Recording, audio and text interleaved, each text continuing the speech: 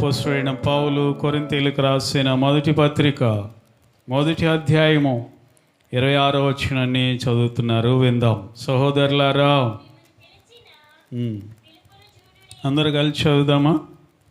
సహోదరులారా, మిమ్మల్ని పిలిచిన పిలుపును చూడుడి. మీలో లోకరీతిని జ్ఞానులైనను ఘనులైనను గొప్ప వంశపు వారైనను అనేకులు పిలువబడలేదు. కానీ ఏ శరీరియు దేవుని ఎదుట అతిశయింపకుండునట్లు జ్ఞానులను సిగ్గుపరచుటకు లోకములో నుండి వెర్రివారిని దేవుడు ఏర్పరచుకొని ఉన్నాడు. బలవంతులైన వారిని సిగ్గుపరచుటకు లోకములో బలహీనులైన వారిని దేవుడు ఏర్పరచుకొని ఉన్నాడు. ఎన్నికైన వారిని వ్యర్థము చేయుటకు లోకములో నీచులైన వారిని, తృణీకరించబడిన వారిని, ఎన్నికలేని వారిని దేవుడు ఏర్పరచుకొని ఉన్నాడు. అయితే ఆయన మూలముగా మీరు క్రీస్తు యేసునందు ఉన్నారు. అతిశయించువాడు ప్రభువునందే అతిశయించవలెనని వ్రాయబడినది నెరవేరినట్లు దేవుని మూలముగా ఆయన మనకు జ్ఞానమును, నీతియు, పరిశుద్ధతయు, విమోచనమునాయను. దేవునికి మహిమ కలుగునుగాక. పౌలు గారు కొరింథీలో ఉన్నటువంటి సంఘానికి ఈ మాటలు ఆయన రాస్తున్నాడు.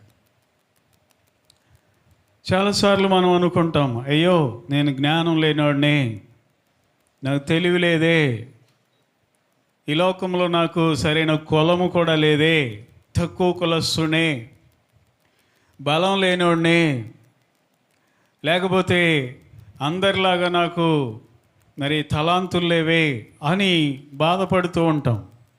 నేనెందుకు ఇలా పుట్టాను, నా జీవితం ఎందుకు ఇలా అయిపోయింది అని చాలామంది బాధపడుతూ ఉంటారు. దేవుని బిడ్డలారా, దేవుని వాక్యము, ఈ వాక్యము మీలాంటి వారి కోసమే, నాలాంటి వారి కోసమే ఈ వాక్యం. ఆయన అంటుంది, ఆ వాక్యం అంటుంది కదా, ఏ శరీరియు దేవుని ఎదుట అతిశయపడకుండానట్లు జ్ఞానులను సిగ్గుపరచుటకు లోకములో ఉండే వెర్రి వారిని దేవుడు ఏర్పరచుకున్నాడంట. బలవంతులైన వారిని సిగ్గుపరచడానికి బలహీనులైన వారిని దేవుడు ఏర్పరచుకున్నాడంట. ఎన్నికైన వారిని వ్యర్థం చేయడానికి లోకములో ఉండే నీచులైన వారిని, తృణీకరించబడిన వారిని దేవుడు ఏర్పరచుకున్నాడని లేఖనం సెలవిస్తాం. దేవునికి మహిమ కలుగునుగాక. ప్రియులారా, ఈరోజు మనం భయపడాల్సినటువంటి అవసరం లేదు. ఎందుకంటే మనం ఎలాంటి వారమైనా దేవుడు మనలను అనేక మందికి ఆశీర్వాదకరంగా చేయగలిగిన సమర్థుడు. హల్లెలూయా.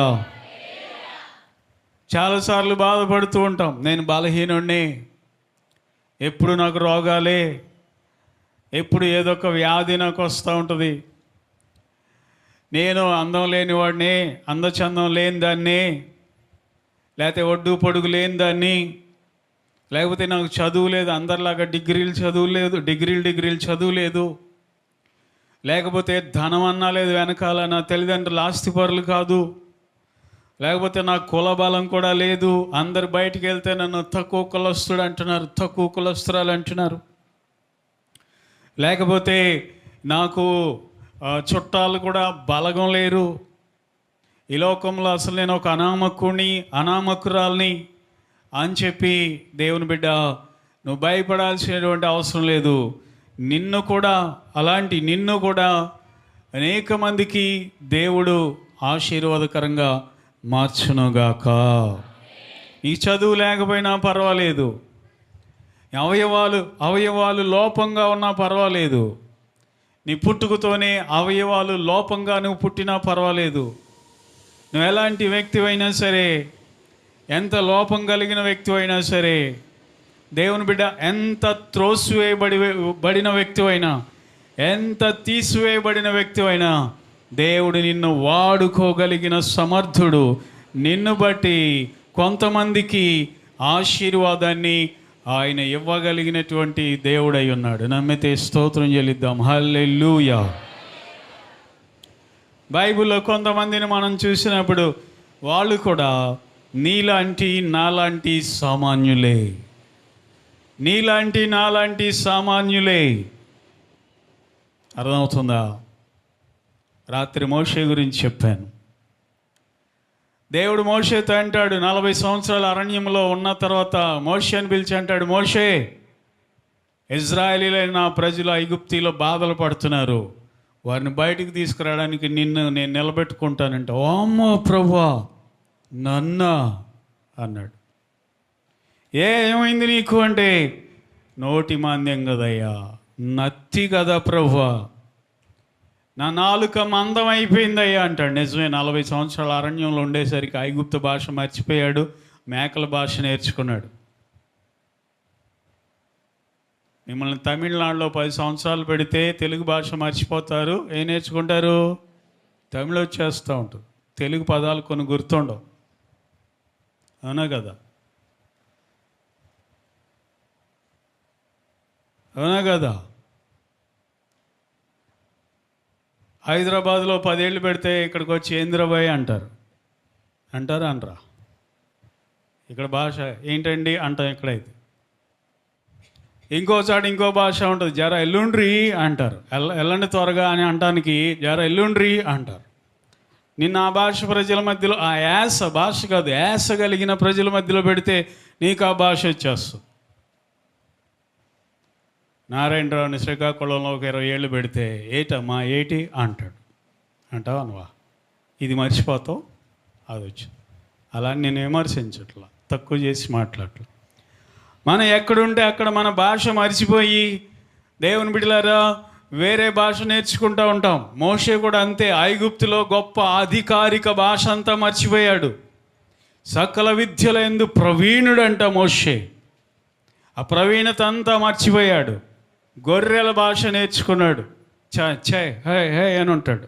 40 ఏళ్ళు ఈ భాష. అందుకే దేవుడు వచ్చి అనగానే, అమ్మో నాయనా నా వల్ల అవుతుందా, ఇజ్రాయేలీలు నేను పిలుచుకురావడం బయటికి, అసలు రాజు గారి దగ్గర నిలబడే కెపాసిటీ నాకు లేదయ్యా. ఫరో రాజు దగ్గర నిలబెట్టంటే మామూలు విషయం కాదు నాయన, నేను రాను ప్రభువా, వదిలేయి నాయన, నీకు దండం పెడతాను ప్రభు అని బాగా తనను తాను తక్కువ అంచనా వేసుకొంచున్నాడు. దేవుడు అంటాడు, మోషే నోరిచ్చినవాడు ఎవరు, నేను కాదా? నోరున్నవాడినైనా మోగవాడినైనా సృష్టించింది ఎవరు, నేను కాదా? నేనే. నీకు నోరిచ్చేవాడిని లే అంటే, ప్రభువా నేను మాట్లాడలేనయ్యా అంటే, నీ అన్నయ్య ఆహారం పంపిస్తాను పద అంటే. ఎప్పుడు నిన్ను నువ్వు తక్కువ అంచనా వేసుకోమాక. మోగవాడంటే గుర్తొచ్చింది, బైబిల్ కాలేజీలో పెద్ద థామస్ గారు ఉన్నారు, నోయల్ శామ్యుల్ గారి చుట్టం. కేరళ నుండి వచ్చారు. ఆయన కూడా బైబిల్ స్కూల్లో అటెండర్గా చేశారు. ఆయన గుమస్తాగా, క్లర్క్గా చేశారు. ఆయన తెలుగు సరిగా రాపోయినా ఉద్యోగం చేశారు. థామస్ గారికి 3 అమ్మాయిలు. అంతేనా? 2వ అమ్మాయి మాటలు రావు, మోగ అమ్మాయి. పెద్ద కుమార్తెకు మాటలు వస్తాయి, 2వ అమ్మాయికి మాటలు రావు, 3వ అమ్మాయికి మాటలు వస్తాయి. వాళ్ళిద్దరితో పాటు 2వ అమ్మాయిని కూడా చదివించాడు. డఫ్ అండ్ డమ్ స్కూల్ ఉంది గుణదల్లో, చెవిటి మోగవారి కోసం చదివించాడు. డిగ్రీ దాకా చదివింది, ఇంకేదో పెద్ద చదివింది ఆ పిల్ల. 2 అమ్మాయిలకి పెళ్ళిళ్ళు చేశాడు. ఈ అమ్మాయికి కూడా పెళ్లి చేశాడు. ఒంగోలులో కాపుల కులానికి చెందిన మోగ వ్యక్తికి ఇచ్చి పెళ్లి చేశాడు. ఆయన కూడా చదువుకున్నవాడే. విచిత్రం ఏంటి తెలుసా? ఇద్దరికి గవర్నమెంట్ జాబులు వచ్చినాయి. ఒంగోలులో ఇప్పుడు జాబులు చేస్తున్నారు ఇద్దరు. రిజిస్టర్ ఆఫీసులో అనుకుంటా తన అల్లుడు. ఇంకా గొప్ప విషయం ఏంటో తెలుసా? వాళ్ళ అమ్మాయి మన సోనీతో పాటు ఆంధ్ర మెడికల్ కాలేజీలో MBBS చదువుతుంది. ఇప్పుడు సోనీతో పాటు ఆమె కూడా సెకండ్ ఇయర్ అయిపోవస్తుంది. చక్కగా మాట్లాడుతుంది, గలగల మాట్లాడుతుంది. ఆ పిల్ల పేరు రాజకుమారి. అర్థమవుతుందా? మీరు ఎప్పుడైనా వైజాగ్ వెళ్ళేవాళ్ళు, వైజాగ్ వెళ్ళినప్పుడు సోనీని చూడండి. వెళ్ళి సోనీ రూమ్లో ఉంటుంది. వాళ్ళ అమ్మ మోగమ్మ అంటే, ఎవరమ్మా పిల్లని చూపిమని అడగండి, సోనీ చూపిస్తుంది. అర్థమవుతుందా? దేవుని బిడ్డలారా, ఈ లోకంలో మనం ఎంత తక్కువ వారమైనా భయపడాల్సిన అవసరం లేదు. నీకు అవయవాలు లోపంగా ఉన్నా భయపడాల్సిన అవసరం లేదు. నీకు కులం లేకపోయినా భయపడాల్సిన అవసరం లేదు. నీకు ధనం లేకపోయినా, ఆరోగ్యం లేకపోయినా, నీకు ఎప్పుడు కూడా ఇక అదే ఆలోచిస్తూ కూర్చోవాల్సిన అవసరం లేదు.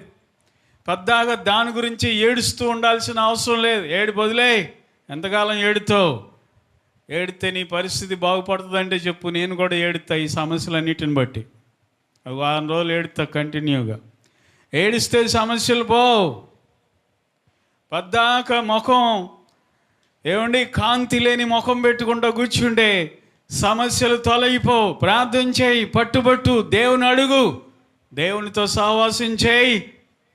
నా దేవుడు నీ స్థితిని మార్చునుగాక. హల్లెలూయా. మోషే నోరిచ్చినవాడు ఎవరయ్యా? నేనే కదా, ఎందుకు భయపడుతున్నావు? ఎన్ని సాకులు చెప్పాడండి. ప్రభువా, నువ్వు ఇంకెవరినైనా పంపిస్తే బాగుంటుంది అయ్యా అంటాడు. లేదు, నిన్నే పంపిస్తాను. నువ్వెవరు అని అడుగుతారు, నీ పేరేంటని అడుగుతారు. ఏం చెప్పమంటావు? ప్రభువా, నేనున్నవాడను అనువాడను అని చెప్పు. నువ్వు నన్ను పంపించావు అని చెప్తే వాళ్ళు నమ్మరేమో. ప్రభు అంటే ఇదిగో నీ ముందు అద్భుతాలు చేశానుగా, అక్కడ అవి చూపించాలి, నమ్ముతారు వాళ్ళు. ఎన్ని సాకులు చెప్తున్నాడు. కారణం ఏంటంటే ఆత్మన్యూనత భావం, అండర్ ఎస్టిమేట్ చేసుకోవడం. హలో యవనస్తులారా, మీరు అండర్ ఎస్టిమేట్ చేసుకోవాల్సిన అవసరం లేదు. మోషే ఇంకెందుకు భయపడ్డాడంటే మోషే అంతా కూడా ఆయన రూపురేఖలన్నీ కూడా మారిపోయినాయి. హలో, అంతఃపురంలో ఉండే వాళ్ళ హెయిర్ కటింగ్ ఎలా ఉంటుంది? మేకలను కాసుకునే వాళ్ళ హెయిర్ కటింగ్ ఎలా ఉంటుంది? హెయిర్ స్టైల్ ఎలా ఉంటుంది? సీఎం గారు ఆఫీసులో ఉండే వాళ్ళ డ్రెస్ ఎలా ఉంటుంది? గొర్రెలు కాసే వాళ్ళ డ్రెస్ ఎలా ఉంటుంది? అందుకు భయపడిపోతున్నాడు. నేనా? రాజుగారి అంతఃపురంలో ఉండే వాళ్ళ ముఖం యొక్క తేజస్సు ఎలా ఉంటుంది? అరణ్యంలో మేకలను కాసుకునే వాళ్ళ తేజస్సు ఎలా ఉంటుంది? అస్సలు భయపడాల్సిన అవసరం లేదు. మన తేజస్సుతో మనకు అవసరం లేదు, మన రంగుతో మనకు పని లేదు. దేవుడు మనతో ఉంటే చాలు. ఆమేన్. నేను ఎక్కడో పల్లెటూరు నుండి వచ్చాను, నా వల్ల ఏం కాదు, నా జుట్టు బాగాదు, నా రంగు బాగాదు, నా బట్టలు బాగావు, టోటల్గా నేనే బాగాను అనుకుంటా ఉంటే సరిపోదు. బాగోని వారినే దేవుడు ఎన్నుకున్నాడంట, బాగోని వారినే దేవుడు ఏర్పరచుకున్నాడంట. బాగున్న వాళ్ళకి బుద్ధి చెప్పడానికి. ఏమీ లేని వారిని దేవుడు ఏర్పరచుకున్నాడు, అన్నీ ఉన్నవారికి బుద్ధి చెప్పడానికి. రోగిష్ఠులను దేవుడు ఏర్పరచుకున్నాడు, ఆరోగ్యవంతులైన వారికి బుద్ధి చెప్పడానికి. దేవుని కార్యాలు అద్భుతంగా ఉంటాయి. దేవునికి స్తోత్రం. హల్లెలూయా. బిగ్గరగా హల్లెలూయా. మొత్తానికి ప్రియులారా, మోషేని దేవుడు తీసుకుని వెళ్ళి, బలవంతంగా తీసుకుని వెళ్ళి వాడుకున్నాడు, అద్భుతంగా వాడుకున్నాడు. 10 తెగుళ్ళు అక్కడ కలుగజేశాడు ఐగుప్తులో మోషే ద్వారా. ఐగుప్తులో ఉన్న నదీ నీళ్లను రక్తంగా మార్చాడు, కప్పలను రప్పించాడు రెండవదిగా, మూడవదిగా పేలు, నాలుగవదిగా ఈగలు, అంతేనా, ఐదవదిగా మిడతలు, ఆరవదిగా పశువులకు పుండ్లు వ్యాధి, ఏడవదిగా మనుషుల చర్మాల మీద రోగం, ఎనిమిదవదిగా వడగండ్లు, అర్థమవుతుందా, 9వదిగా చీకటి, 3 రోజులు చీకటి, 10వదిగా ఫైనల్ టచ్ ఇచ్చేశాడు దేవుడు. ఐగుప్తీల జ్యేష్ఠ సంతానాన్ని, తొలిచూలు సంతానాన్ని హతం చేశాడు. ఇదంతా మోషే ద్వారా జరిగింది. గొర్రెలను కాసుకుంటూ ఏ వ్యక్తి అయితే ఒక పల్లెటూరు వ్యక్తిలాగా అయిపోయాడో, ఏ వ్యక్తి అయితే నాకు అసలు మాట్లాడటమే రాదు, చేత కాదు అనుకున్నాడో, ఏ వ్యక్తి అయితే నా నాలుక మందం అనుకున్నాడో, ఆ వ్యక్తి ద్వారానే దేవుడు ఇవన్నీ చేశాడు. రాజుల గుండెల్లో రైలు పరిగెత్తిచ్చాడు దేవుడు. హల్లెలూయా. ఐగుప్తు రాజుతో మాట్లాడటానికి దేవుడు ఇంకొక రాజుని ఎన్నుకోలేదు. గొర్రెలు 40 ఏళ్ళు గొర్రెల వెనకాల తిరిగినటువంటి మోషేని దేవుడు ఏర్పరచుకున్నాడు. ఎందుకు భయపడాలి?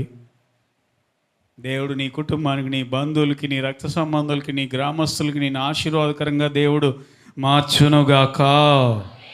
30 లక్షల మందికి ఆశీర్వాదకరంగా మోషేని మార్చిన దేవుడు కనీసం 3,000 మందికైనా దేవుడు నేను ఆశీర్వాదకరంగా మార్చలేడా? తప్పకుండా మారుస్తాడు. దేవుని సహాయం అడుగు, దేవుని వేడుకో. ప్రభు, నా పరిస్థితి ఇదయ్యా, నా పరిస్థితి ఇదయ్యా. వేశ్య కుమారుడైనటువంటి యోఫ్తాని దేవుడు ఆడుకున్నాడు.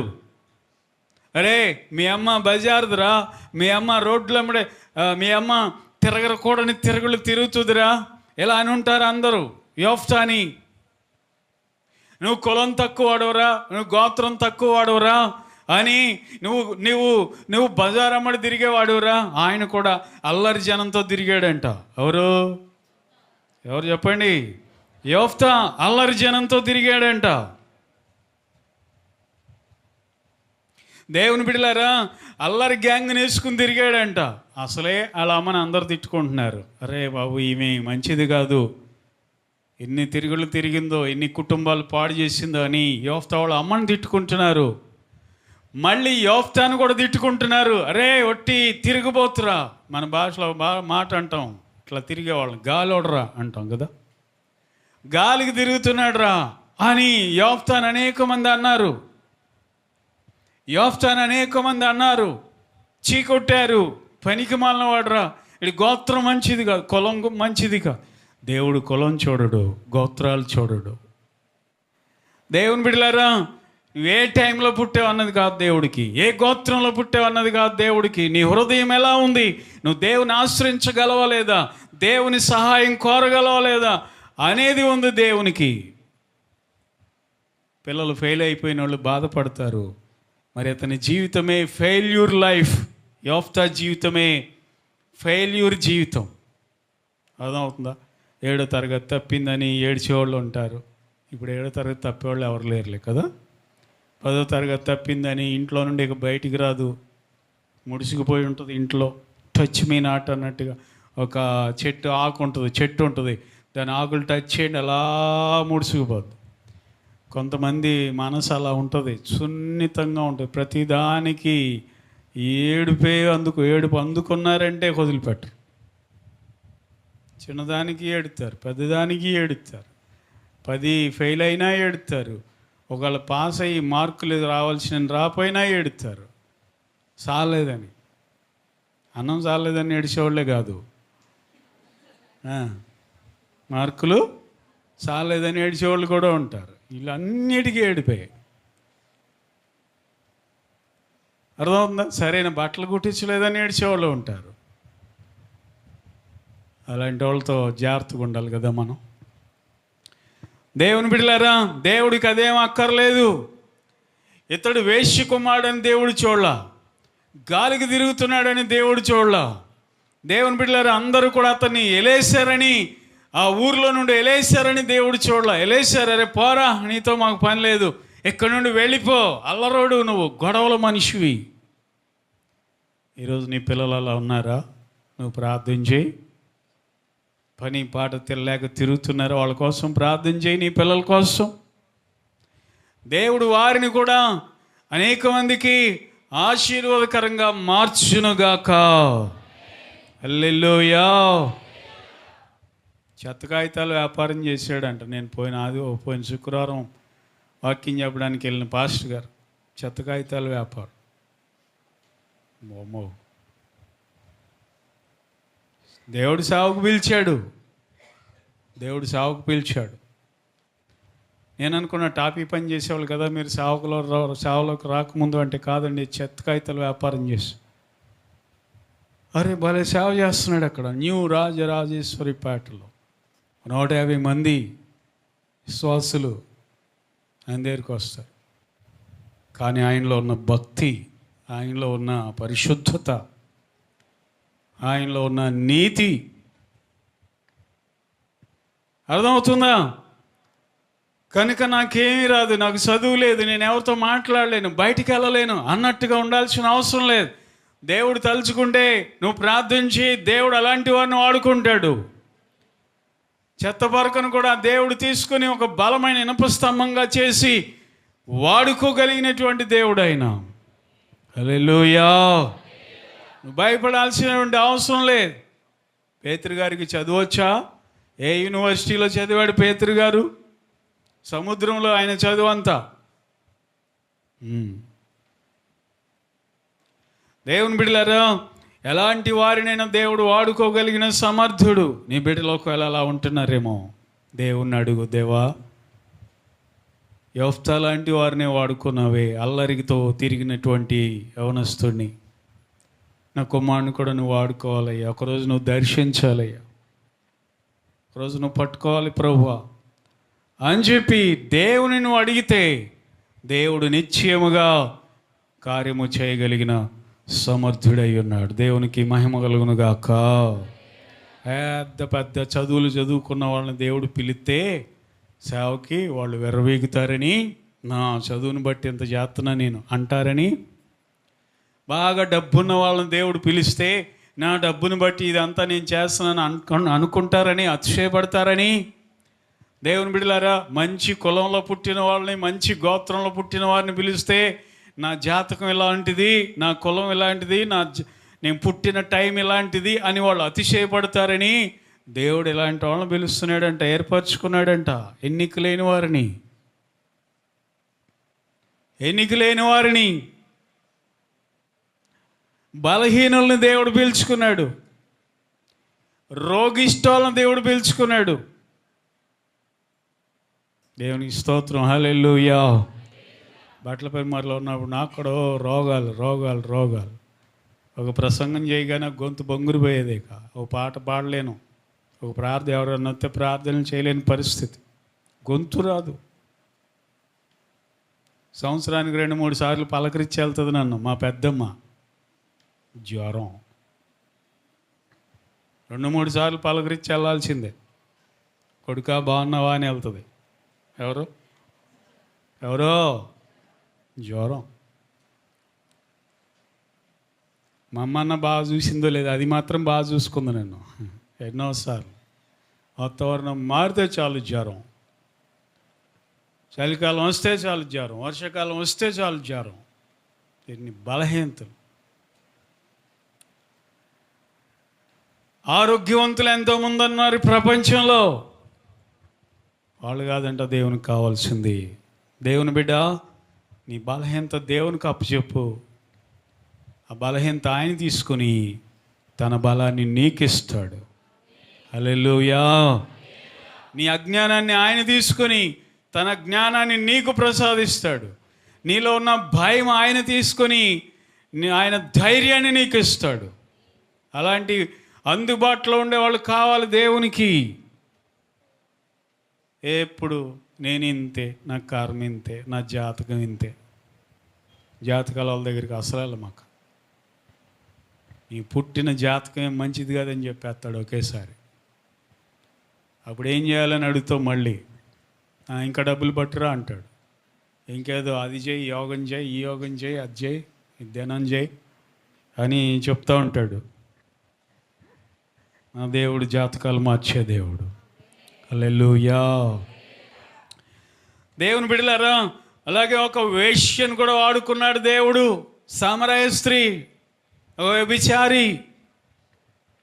ఎవరినైనా వ్యభిచారులను చూసినప్పుడు మన మొహం ఎట్లా ఉంటుందంటే, మొహం పెట్టేసి చీ వెళ్తుందిరా బాబు అని పెడతాం.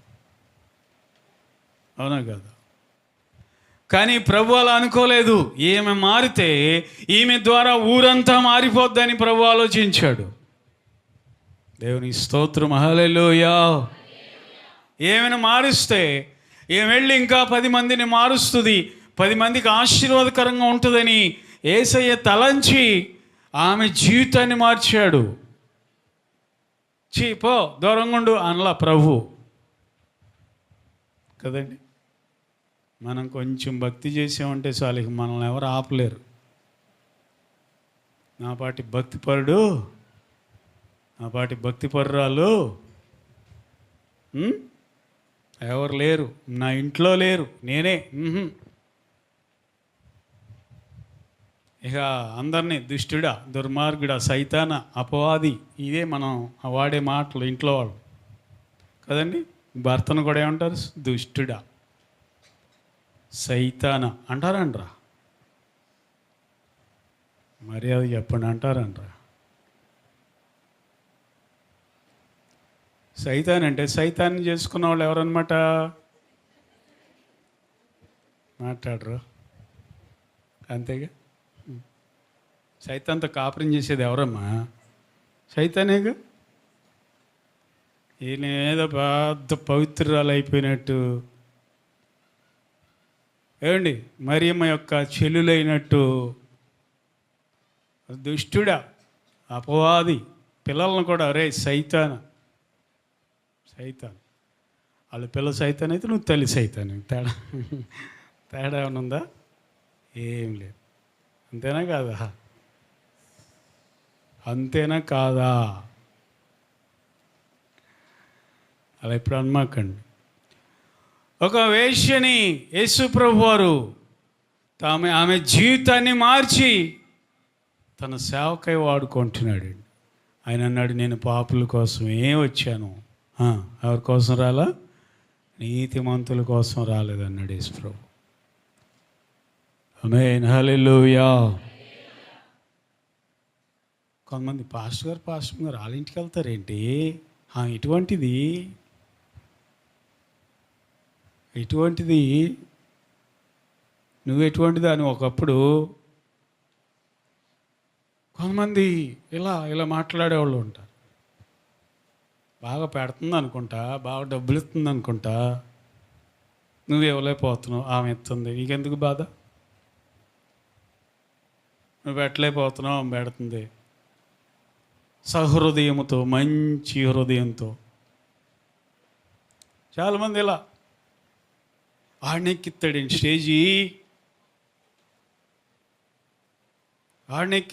స్టేజీ, అతనిలో ఉన్న మంచిగా కనపడదు, అతడిలో ఏదో చిన్న బలహీనత ఉంటుంది. ఆడనెక్కిస్తాడేంటి? నోరు పొగరు బట్టి. అర్థమవుతుందా? మనం ఏంటి, మన పరిస్థితి ఏంటి?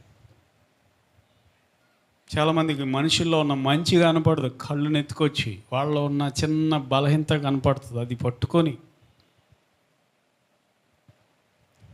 దేవుని బిడ్డలారా, యేసయ్య ఎవరి కోసం వచ్చాడంటే పాపుల కోసమే వచ్చాడు. దేవునికి స్తోత్రం, హల్లెలూయా. కనుక దేవుని బిడ్డలారా, మనం ఎప్పుడు కూడా నేను పనికిరాని వాడిని, నేను పనికిరాని దాన్ని, నేను ఎందుకు ఉపయోగపడను, నా భర్తకే భారం అయిపోయాను, నా భార్యకే నేను భారం అయిపోయాను, అనారోగ్యంగా ఉన్నవాడిని, రోగిష్ఠుడిని, అందరు వదిలిపెట్టిన వాడిని అని మనం భయపడాల్సిన అవసరం లేదు. అలాంటి వారి కోసమే యేసయ్య వచ్చాడు. హల్లెలూయా. బిగ్గరగా హల్లెలూయా. దేవుని బిడ్డలారా, అపోస్తలుడైన పౌలు కూడా మనుషుల్ని చంపినవాడు, నరహంతకుడు. దేవుడు పరిశుద్ధుడిగా పౌలు ఉన్నప్పుడు ఎన్నుకోవాలా దేవుడు పౌలు గారిని? నరహంతకుడు, దోషకుడు అంట, తిడతాడంట, అందరినీ హింసిస్తాడంట. ఏ మాటలు పడితే ఆ మాటలు అంటాడంట పౌలు గారు. కొడతాడంట, చంపడానికి కూడా సిద్ధమవుతాడంట. అలాంటి సౌలుని దేవుడు ప్రేమించాడు. దేవుడు తలుచుకుంటే ఎంతలోకండి మనిషి మార్పు చెందాలంటే ఎంతలోకి? ఎలాంటి వారినైనా దేవుడు మార్చివేయగలిగిన సమర్థుడు. హల్లెలూయా. నీ పిల్లలకు చదువు రాదని భయపడమాక, తెలివి లేదని భయపడమాక, అల్లరోళ్ళని ఓకు అదే పట్టుకుని ఏలాడు మాకు, పని పాటలని తిరుగుతారని బాధపడమాక. ఒకరోజు దేవుడు తలుచుకుంటే వారిని కూడా నీకంటే నాకంటే ఎక్కువగా ఆశీర్వాదకరంగా మార్చగలిగిన దేవుడు ఆయన. ఆమేన్. కాబట్టి నీ పిల్లల్ని ఎప్పుడు నువ్వు ఎందుకు పనికిరావురా, నువ్వు అదిరా ఇదిరా అనాల్సినటువంటి అవసరం కూడా లేనే లేదు. మన దేవుడు ప్రియులరా ఈ లోకంలో ఎన్నికైన వారిని సిగ్గుపరచడానికి ఎన్నిక లేని వారిని, తృణీకరించబడిన వారిని ఏర్పరచుకున్నాడు. ఈరోజు నిన్ను ఎవరైనా తృణీకరిస్తున్నారా? ఈరోజు ఎవరైనా నేను చిన్నచూపు చూస్తున్నారా? ఈరోజు నిన్ను ఎవరైనా అవమానంగా మాట్లాడుతున్నారా? ఎవరైనా నిన్ను హేళన చేస్తున్నారా? భయపడమాకు, నీ పట్ల దేవుని సంకల్పం ఉందని గ్రహించు. హల్లెలూయా. షోలమితి అంటది, నేను నల్లని దాననని చిన్న చూపులు చూడకుడి. నిన్నెవరైనా చిన్న చూపు చూస్తున్నారా? నేను పనికిరాని వ్యక్తిగా లెక్కగడుతున్నారా? భయపడవద్దు, దేవుడు నమ్మదగినవాడు. అలాంటి వారే దేవునికి కావాలి. అర్థమవుతుంది? అలాంటి వారితోనే దేవుడు గొప్ప గొప్ప ప్లాన్లు ఆయన కలిగి ఉంటాడండి. పిరికివారే కావాలి. గిడ్యోను పిరికివాడు, గానుగు చాటునే ఉండి ఏమండి గోధుమలు దొల్లగొట్టుకుంటున్నాడంట. భయంగా ఇటు నుండి వస్తారు శత్రువులు, చంపేస్తారేమో. పెరిగితనం చాటుగా. ఈరోజు కొంతమంది చాటునే ఉంటారు, బయటికి రావడానికి భయపడతారు.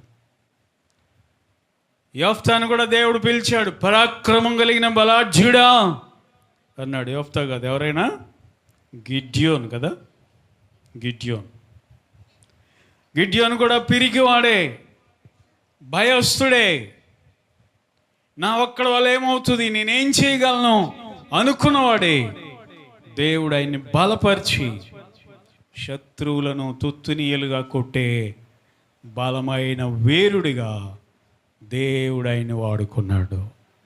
హల్లెలూయా. బలమైన వీరుడిగా దేవుడు వాడుకున్నాడు. ఎందుకు భయపడుతున్నావు? ఎందుకు చింతిస్తున్నావు? ఎందుకు వేదన పడుతున్నావు? నీ లోపాన్ని తలుచుకొని, నీకు లేనిది జ్ఞాపకం చేసుకుని పద్దాక ఎందుకు నువ్వు బాధపడుతున్నావు? బాధపడాల్సిన అవసరం లేదు. నీకేది లేదో అది ప్రభువుకు అప్పచెప్పు. ఏ కొరత ఉందో అది ప్రభువుకు అప్పచెప్పు. ఏ లోటు ఉందో అది ప్రభువుకు అప్పచెప్పు. దేవుడు నీ స్థితిని మార్చగలిగిన దేవుడై ఉన్నాడు.